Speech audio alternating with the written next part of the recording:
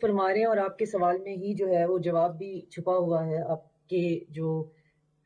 Historians ہیں وہ سب سے زیادہ قائد اعظم کے ویژن کی ہی بات کرتے ہیں، اور ایک ایسا ویژن جو اس خطے کے لیے نہ صرف یہ کہ ضروری تھا، لازم تھا، بلکہ اس پورے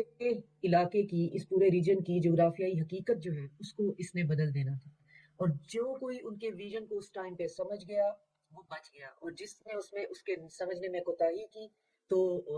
نتیجہ آپ کے سامنے ہے. اگر اس وقت بھی کشمیر کا یہ مسئلہ جو ہمارے کولیگ اور آپ اتنی تفصیل سے بتا رہے ہیں، سمجھا رہے ہیں ہمارے ناظرین کو، اگر یہ لوگ بھی اس وقت سمجھ جاتے ان کی بات کو کہ وہ بات کر کیا رہے ہیں. ان کی بات ایک فائٹ نہیں تھی ریلیجن اور سیکولرزم کے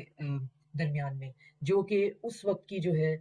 گاندھی اینڈ کمپنی جو ہے وہ جو وہ بیچ رہے تھے کہ مذہب جو ہے وہ امپورٹنٹ نہیں ہوتا ہے، ایک سیکولر اسٹیٹ ہمیں بنانی ہے، ہم سویلائزیشنز کا ہب ہیں، یہاں پہ بین المذاہب جو ہے وہ لوگ رہیں گے.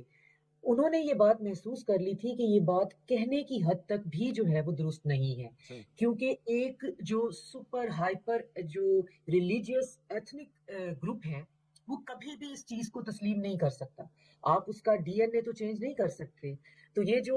بہت عرصہ جو ہے آپ نے دیکھا کہ یہاں پہ یہ جو ہندوتا یا برہما کے ماننے والے ہیں یہ انڈر کنٹرولڈ اور بہت کنٹرائیوڈ پوزیشن میں رہے ہیں، اور جب بھی انہیں تھوڑی سی کھلی چھوٹ ملی ہے انہوں نے باقی کسی کو وہاں پہ اپنے ساتھ پیسفلی رہنے نہیں دیا. اس پورے خطے کی تاریخ میں اگر آپ کو پیس